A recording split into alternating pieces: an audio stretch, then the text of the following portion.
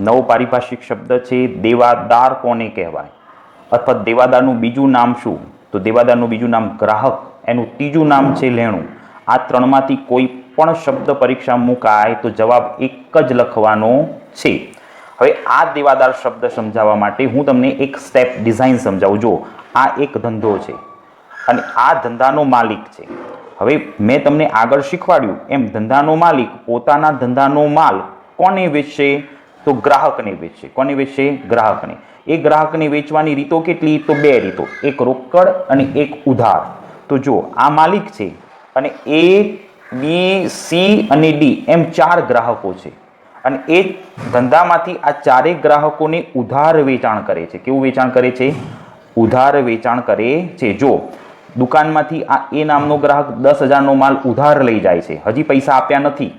આ બી નામનો વ્યક્તિ 20,000નો માલ ઉધાર લઈ જાય છે, 30,000નો માલ ઉધાર લઈ જાય છે અને અહીંયા 40,000નો માલ ઉધાર લઈ જાય છે. આ ચારેય રકમનું ટોટલ કરી દઈએ તો શાખ એટલે ઉધાર પર વેચાણનો કુલ સરવાળો 1 લાખ રૂપિયા થશે. એટલે એવું કહી શકાય કે દુકાનમાંથી ગ્રાહકોને 1 લાખ રૂપિયાનો માલ ઉધાર વેચ્યો છે. હવે આ ઉધાર વેચાણ થયું તો આ માલિક આ 4 વ્યક્તિઓ પાસે નાણાં માગશે. એટલે આ માલિક કોની પાસે નાણાં માગશે? તો કે ગ્રાહક પાસે. કોની પાસે? ગ્રાહક પાસે.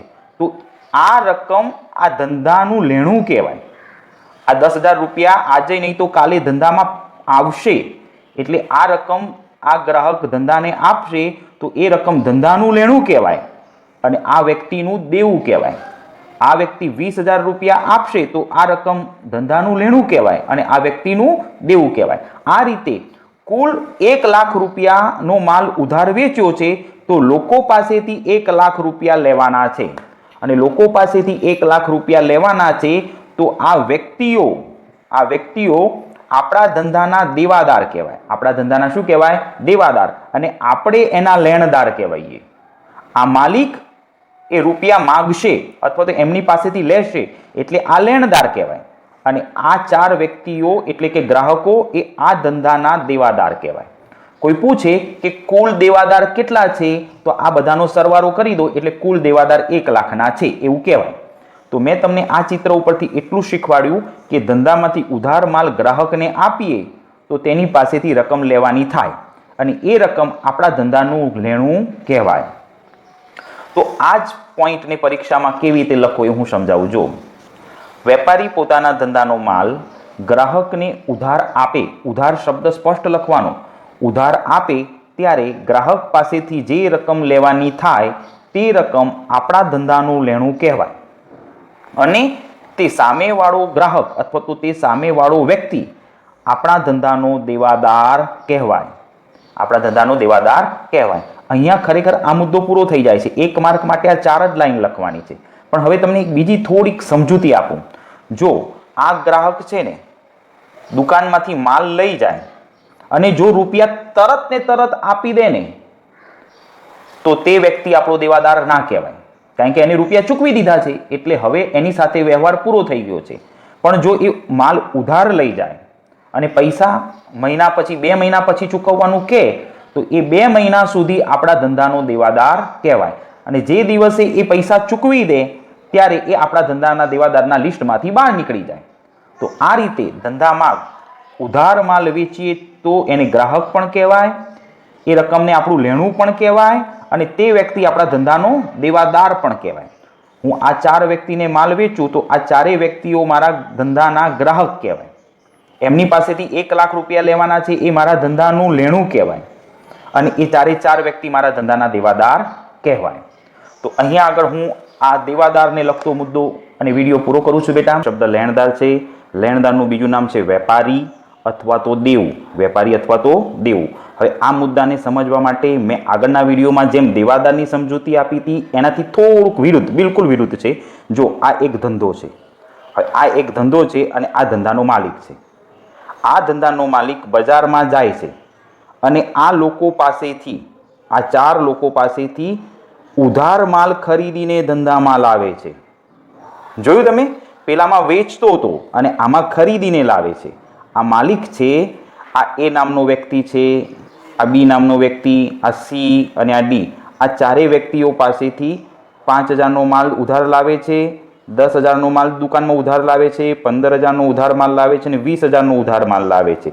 તો કુલ 50,000 રૂપિયાનો માલ દુકાનમાં ઉધાર ખરીદીને લાવે છે. તો આ ઉધાર ખરીદેલ માલના રૂપિયા આજે નહીં તો કાલે આ 4 વ્યક્તિઓને ચૂકવવા પડશે. ધંધામાંથી આ 4 વ્યક્તિને શું કરવા પડશે? ચૂકવવા પડશે. તો આ 4 વ્યક્તિઓ એ આપણા ધંધાના લેણદાર કહેવાય. આપણે આ 4 વ્યક્તિને રૂપિયા ચૂકવવાના છે એટલે આ 4 વ્યક્તિ લેણદાર કહેવાય અને આપણા ધંધામાંથી એને ચૂકવવાના છે એટલે આપણો ધંધો એ દેવાદાર બની જાય. આ માલિક એમનો શું બની જાય? દેવાદાર. અને આ 4 વ્યક્તિઓ એ લેણદાર બની જાય. તો પરીક્ષાની અંદર એક વસ્તુ યાદ રાખવાનું છે, આપણે ઉધાર માલ ખરીદીએ ને તો આપણા ધંધાની અંદર લેણદાર ઊભા થાય. શું ઊભું થાય? લેણદાર. ચલો, કુલ ઉધાર ખરીદી કેટલી થઈ હતી? 50,000. તો આ 50,000 રૂપિયા એ આ ધંધાનું દેવું કહેવાય. આ ધંધાનું શું કહેવાય? દેવું. અને આ 4 વ્યક્તિઓને આપણા ધંધાના વેપારી કહેવાય. આમની પાસેથી આપણે માલ ખરીદીએ છીએ એટલે આ વેપારી છે અને આપણે એમના ગ્રાહક બની જઈએ. આપણે એના શું બની જઈએ? ગ્રાહક. તો લેણદારનું બીજું નામ વેપારી છે અને પેલા દેવાદારનું બીજું નામ ગ્રાહક છે. તો મેં તમને આ ડિઝાઇન પરથી પેઢીમાં દેવું કેવી રીતે ઊભું થાય છે એ શીખવાડ્યું અને એનો એક રસ્તો શીખવાડ્યો. ઉધાર ખરીદી કરવાથી અથવા ઉધાર માલ ખરીદવાથી ધંધામાં લેણદાર ઊભા થાય છે. તો આને પરીક્ષાની અંદર લખવા માટેની રીત કઈ છે? જો હું તમને નીચે સમજાવું એના માટે. ધંધાનો માલિક પોતાના ધંધાનો માલ ક્યાંથી લાવશે? બજારમાંથી પસંદ કરશે. બજારમાંથી જે વ્યક્તિ પાસેથી, જો લખ્યું છે ઉધાર લાવે, સ્પષ્ટ લખવાનું, ઉધાર લાવે તે વ્યક્તિને ચૂકવવાની રકમને આપણા ધંધાનું દેવું કહેવાય. તો ધંધામાંથી 4 વ્યક્તિઓ પાસેથી ઉધાર માલ ખરીદ્યો, આ 50,000 રૂપિયા આ 4 વ્યક્તિને ચૂકવવાના છે. તો આ 50,000ને આપણા ધંધાનું દેવું કહેવાય. આજે નહીં તો કાલે જ્યારે આ માલ વેચીશું અને રૂપિયા આવશે તો એમાંથી આ 4 વ્યક્તિને ચૂકવાશે એટલે આ રકમ ધંધાનું દેવું કહેવાય. અને કહે છે અને તે બધા વ્યક્તિઓ, અને તે બધા વ્યક્તિઓ એટલે કે ABCD બધા વ્યક્તિઓ આપણા ધંધાના લેણદાર કહેવાય. તે 4 વ્યક્તિઓ આપણા ધંધાના લેણદાર કહેવાય. અહીંયા આગળ બેટા ટોપિક પૂરો થાય છે.